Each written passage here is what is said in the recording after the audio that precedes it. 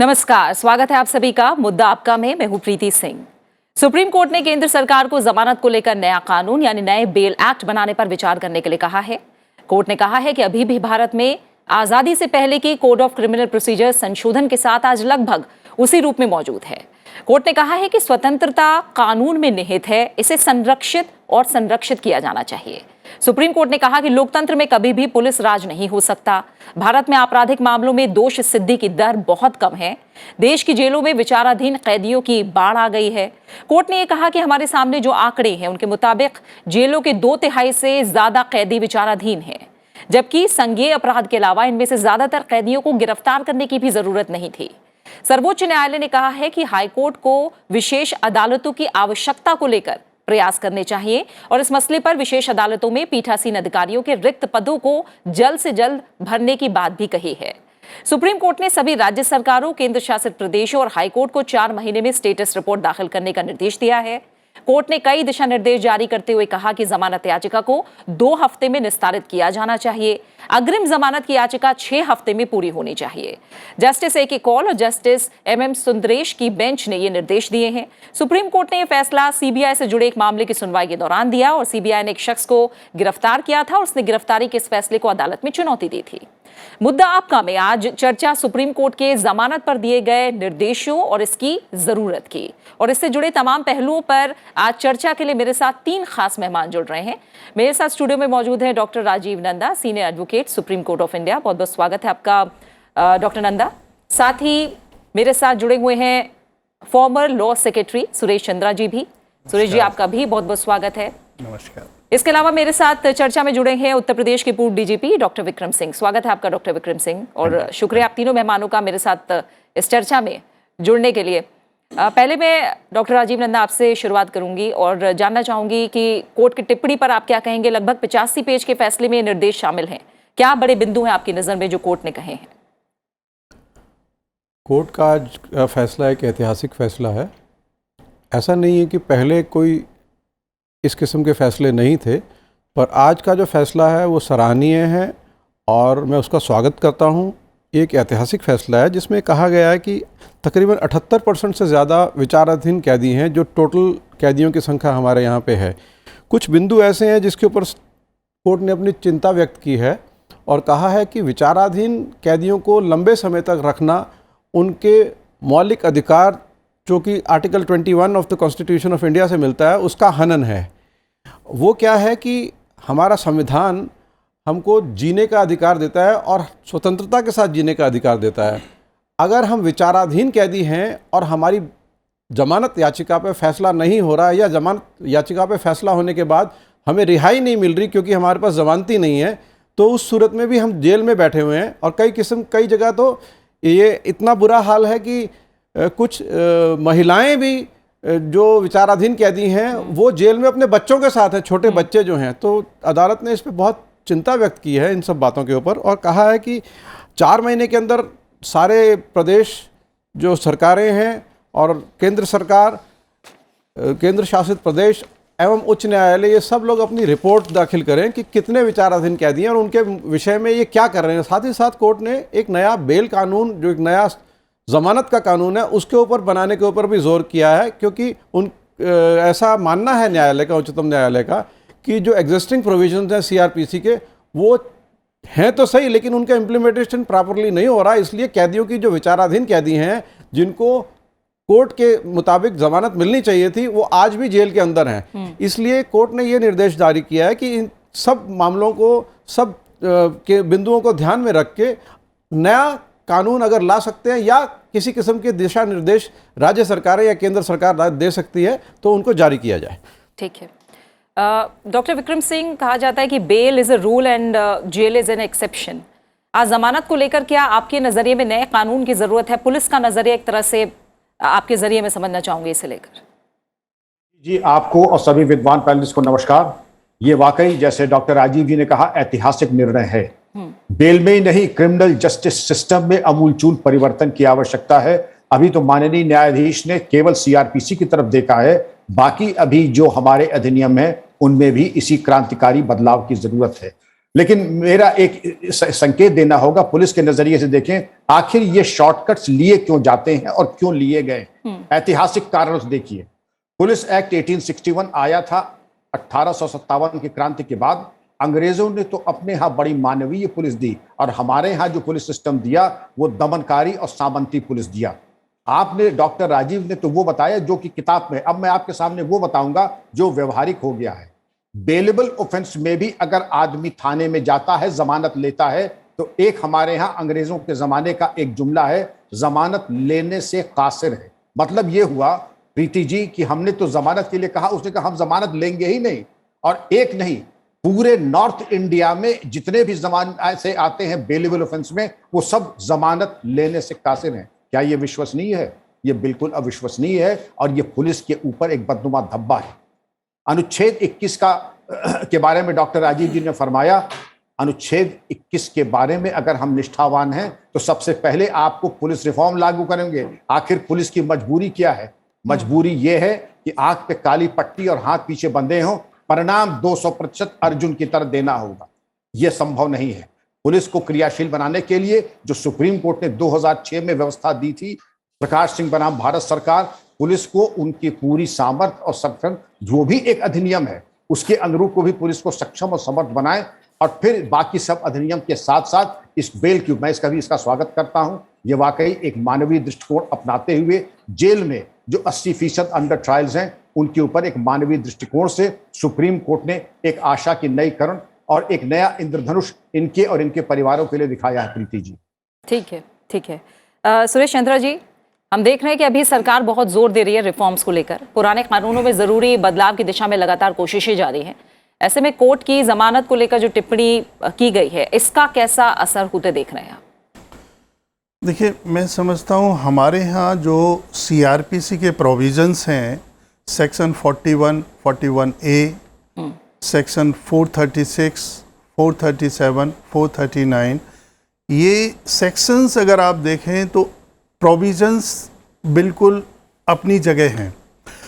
ये भी हकीकत है कि बहुत सारे वायलेशंस हो रहे हैं, लिबर्टी पे डायरेक्ट अटैक है, क्योंकि हमारे यहाँ लिबर्टी इस बिकमिंग पूरी नहीं होती है क्योंकि लोग अंडर ट्रायल्स होते हैं बिना उसके। बट अगर आप प्रोविजंस को देखें एक बार, तो प्रोविजंस में लॉ है, लॉ का इम्प्लीमेंटेशन में प्रॉब्लम्स हैं। जैसे हमारे को पैनलिस्ट DG साहब ने बताया, प्रॉब्लम है कि आप एक केस में जमानत दे सकते हैं और उससे हीनस क्राइम में जमानत दे सकते हैं। उसको जो डिस्क्रिशन है, जो SHO का या जो डिस्क्रिशन है मजिस्ट्रेट्स का, उसमें कहीं मतलब you can not find fault.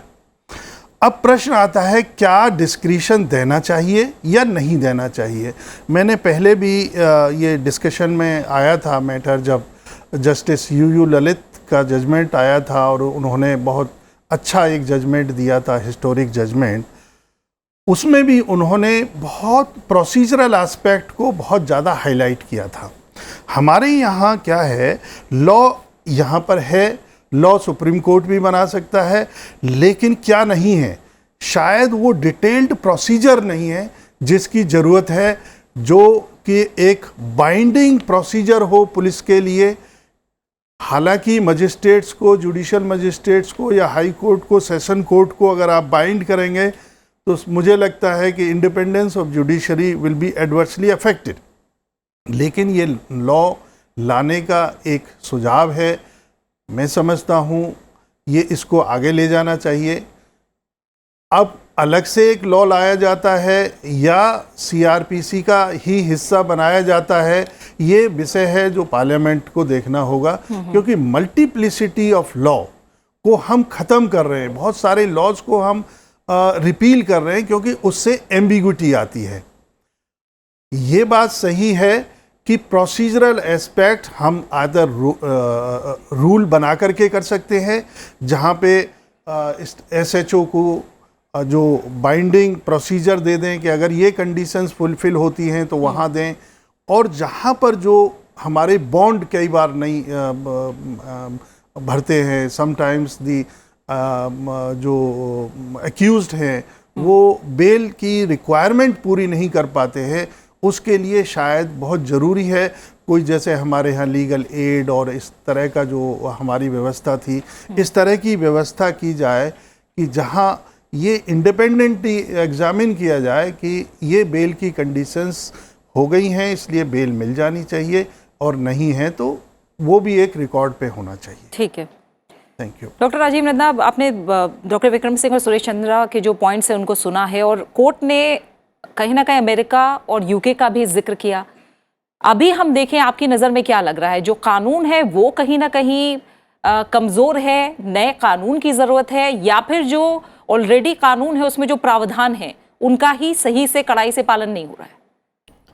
कानून तो जो ऑलरेडी है सेक्शन 41 और 41A CRPC और ये सब काफ़ी हैं, इनके लिए, इनके इम्प्लीमेंटेशन के लिए गाइडलाइंस नहीं है।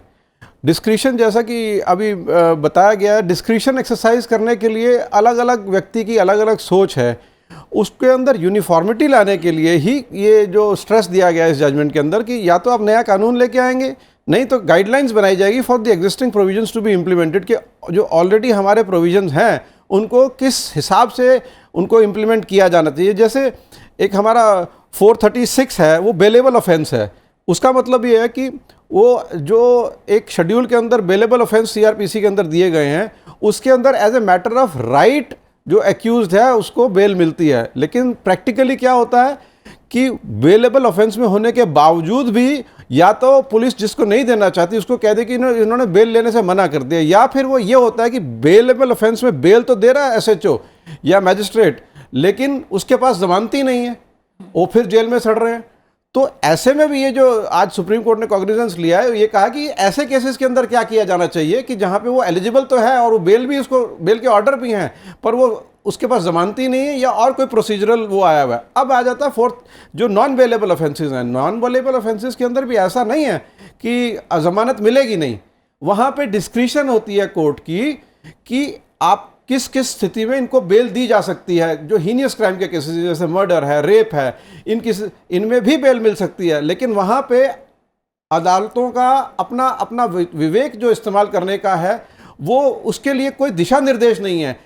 और जैसा कि अभी ये कहा गया कि अगर हम दिशा निर्देश ले आते हैं तो that will be an intrusion in the rights of the judiciary, वो क्या किया जाएगा। तो अब देखते हैं इस पर किस प्रकार से मंथन किया जाता है, क्योंकि मेरे हिसाब से जो ऑलरेडी एग्जिस्टिंग प्रोविजंस हैं वो काफ़ी हैं, लेकिन उनके लिए, उनको इम्प्लीमेंट करने के लिए जो गाइडलाइंस हैं उनकी एब्सेंस है। और अगर वो गाइडलाइंस फ्रेम हो जाती हैं तो शायद बहुत अच्छी बात हो जाएगी। और टाइम फ्रेम के बारे में जो कहा गया है कि ये 2 वीक के अंदर जो है वो बेल की एप्लीकेशन को डिसाइड किया जाए और 6 हफ्ते के अंदर अग्रिम जमानत को किया जाए डिसाइड, तो ये बहुत सराहनीय कदम है ये, क्योंकि ये लंबित रहती हैं महीनों तक एप्लीकेशंस।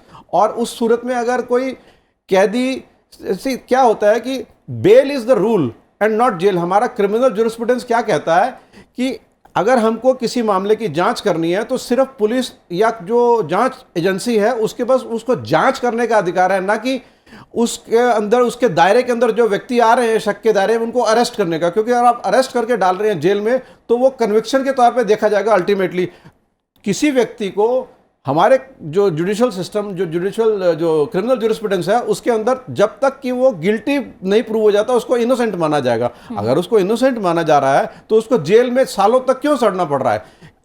कितने लाख बेल, 78% ऑफ जो लोग हैं हमारे जेलों के अंदर वो सिर्फ अंडर ट्रायल्स हैं, और हमारे यहाँ कन्विक्शन रेट बहुत कम है। तो उसमें हजारों लोग ऐसे हैं जो छूट जाएंगे बाद में, तो उनको किसी अभाव में किसी भी वजह से छूट जाएंगे, तो इतने सालों तक जो उनको जेल काटनी पड़ी तब तक के लिए कौन जिम्मेदार होगा। इसीलिए आज का जो जजमेंट आया है वो इन सब प्रोसेस को एक्सपीडाइट करने के लिए है। तो एक्सपीडिशन नए कानून से भी हो सकता है और दिशा निर्देशों से भी हो सकता है। बिल्कुल, कोर्ट ने खास तौर से उन मामलों में जमानत कानून बनाने पर विचार करने को कहा है जहां जो हम कहें कि दोषी पाए जाने पर जो ज़्यादा से ज़्यादा सज़ा है वो 7 साल की जेल का प्रावधान है। ऐसे मामलों में जाहिर तौर पर कानून सख्त होना चाहिए, साफ होना चाहिए। डॉक्टर विक्रम सिंह, जमानत के अभाव में अगर हम देखें तो क्या जेल पर भार काफ़ी ज़्यादा बढ़ रहा है? हम जान रहे हैं जो जेलों की क्षमता है उससे ज़्यादा कैदी जेलों में हैं, और क्या सिर्फ संगीन अपराधियों को ही जेल में रखा जाए और बाकी को जमानत दे दी जाए तो इसका एक तरह से क्राइम पर असर क्या पड़ेगा? मार्मिक और महत्वपूर्ण प्रश्न प्रीति जी। जेल की व्यवस्था इतनी चरमरा चुकी है कि अस्पताल और घुड़साल की व्यवस्था ज्यादा अच्छी है, मानवीय है बनिस्बत हमारे जेलों के। 1 के अनुपात में 3 की जनसंख्या जेलों में है, और जिस तरीके की वहां पर कीटाणु और जिस तरीके के इन्फेक्शंस, बीमारी, संक्रमण, शौचालय, प्रसाधन गृहों का अभाव, महिलाओं का यौन उत्पीड़न और शोषण, बच्चों का यौन उत्पीड़न और शोषण जो हो रहा है, अगर नर्क का वाकई दर्शन करना है तो हमारे जेलों की व्यवस्था है।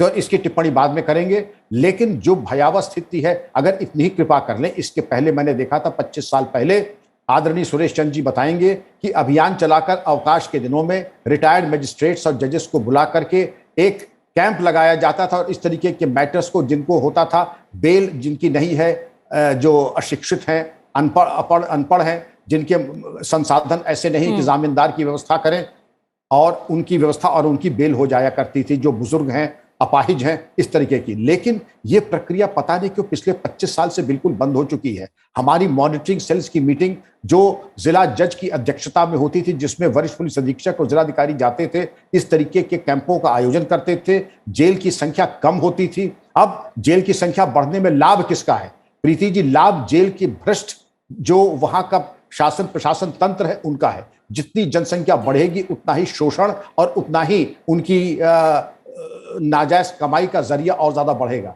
इस पे कमी करने के लिए जरूरी है कि एक अभियान चलाकर, जो सुप्रीम कोर्ट के दिशा निर्देश के आलोक में है, 7 साल से कम की वहां तो जेल होना नहीं चाहिए।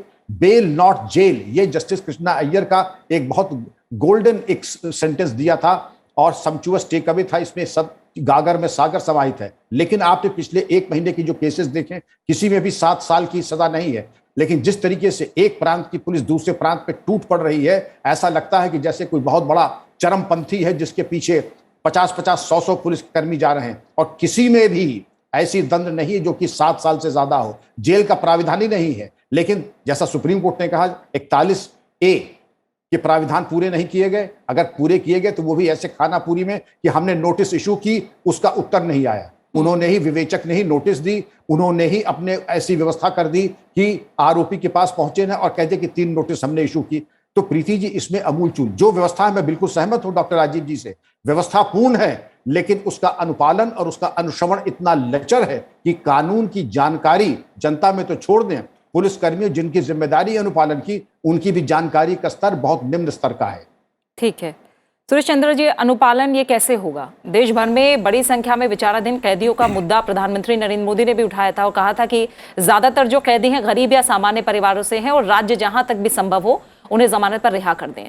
क्या आपको लगता है कि इस दिशा में 1-2 नहीं बल्कि सभी राज्य, एक दल नहीं बल्कि ओवरऑल जो पॉलिटिकल विल होनी चाहिए, समाधान की दिशा में जो कदम उठने चाहिए, वो विल दिख रही है क्या हमें?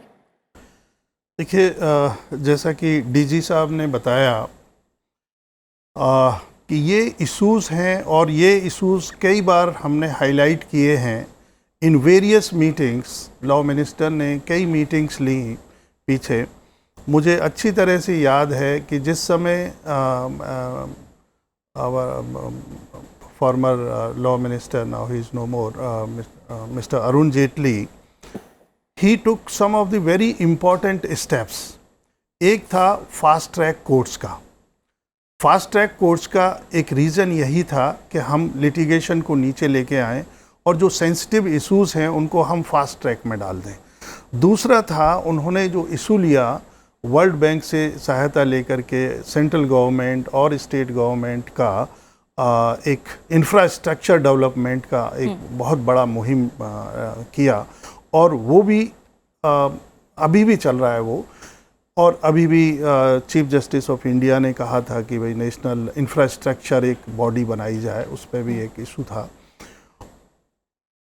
ये इशूज क्यों गायब हो जाते हैं?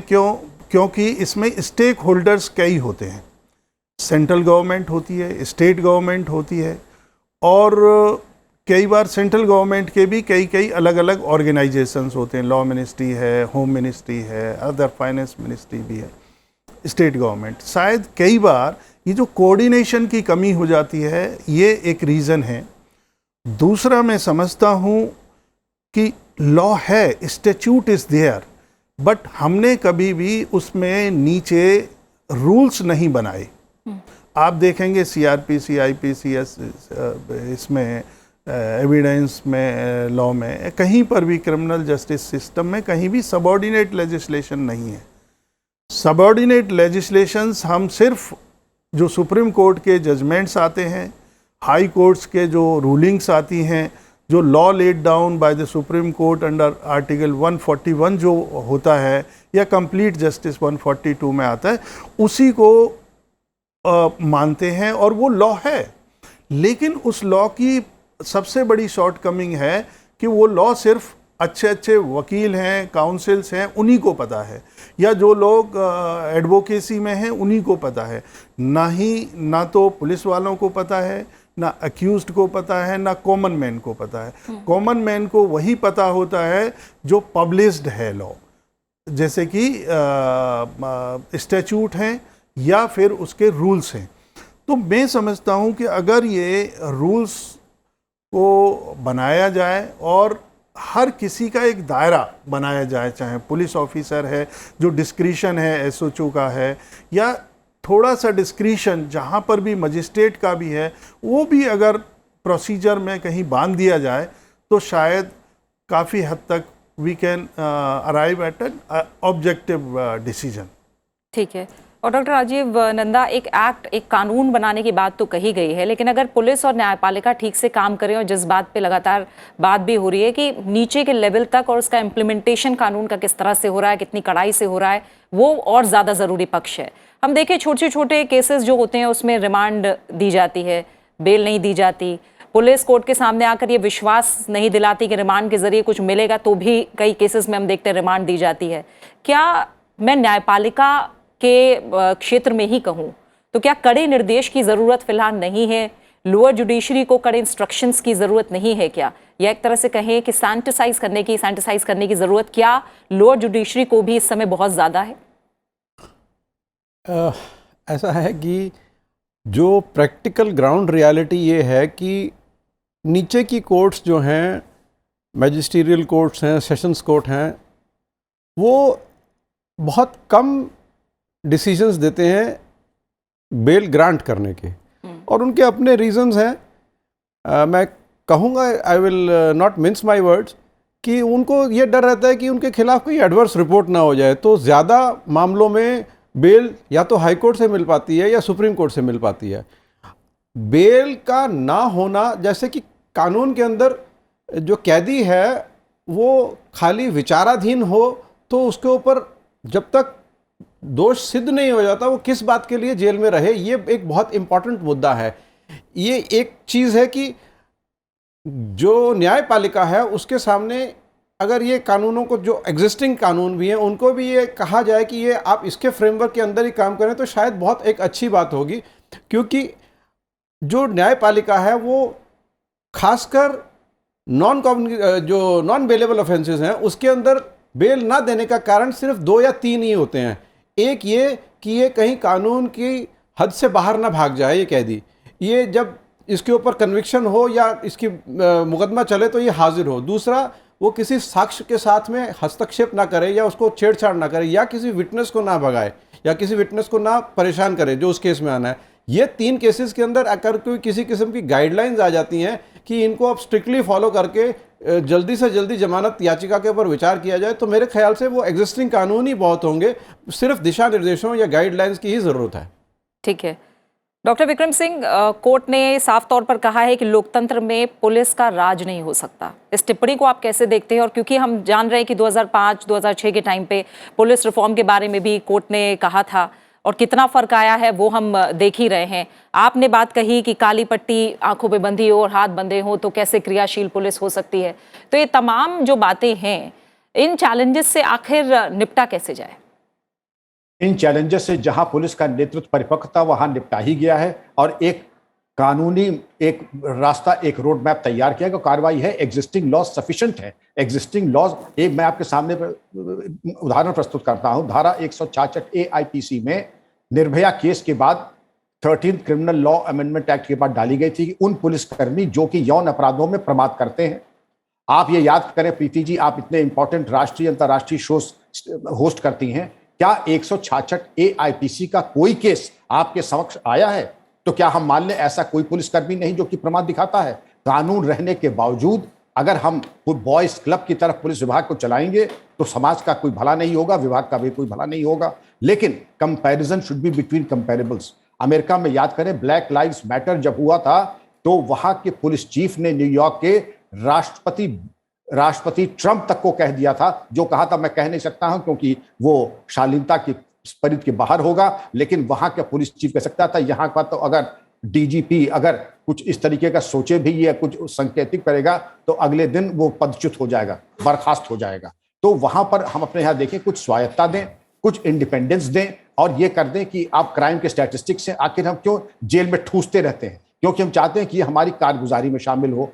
जेल में निकलने के बाहर हम क्यों रोकते हैं? क्योंकि जेल का प्रशासन भ्रष्टाचार में संलिप्त है। तीसरा, हम अपनी कारगुजारी में दिखाते हैं हमने इतने लोगों को निरुद्ध कर दिया, भले ही वो ऐसे जिनका अपराध से कोई लेना देना ना हो। इन तमाम चीजों के ऊपर अगर आप देखें शॉर्ट टर्म और लॉन्ग टर्म, प्रीति जी दोनों समाधान देखने हैं। आप चाहें तो एक हफ्ते में स्थिति बदल सकती है। 2 अभियान चला करके छुट्टियों के दिन आप कम से कम 10% जेल की जनसंख्या कम कर सकती हैं। जो महिलाएं हैं, अपंग हैं, रुग्ण हैं और वरिष्ठ नागरिक हैं, उनके बारे में निर्णय हो सकता है। इसमें तो कोई वित्तीय भार भी नहीं है, बस एक इच्छा शक्ति और एक थोड़ा सा पुरुषार्थ, इसके अलावा कुछ नहीं चाहिए। बिल्कुल, इसी के साथ समय यहीं पूरा हो गया है। डॉक्टर राजीव नंदा आपका, सुरेश चंद्रा जी आपका और डॉक्टर विक्रम सिंह, आप तीनों मेहमानों का बहुत बहुत शुक्रिया मेरे साथ इस चर्चा में जुड़ने के लिए। जाहिर है जिस देश में जेलों में बंद 2/3 कैदी विचाराधीन हैं, देश की लगभग सभी जेलें क्षमता से ज्यादा भरी हुई हैं, फैसले लेने में भी देर हो रही है, आपराधिक मामलों में दोष सिद्धि की दर बहुत कम है और दोष सिद्धि ना होने पर मानवाधिकार का पहलू भी नजरअंदाज नहीं किया जा सकता। ये सभी बातें कहीं ना कहीं जमानत को लेकर भी नए सिरे से विचार करने की आवश्यकता जाहिर तौर पर बता रही हैं।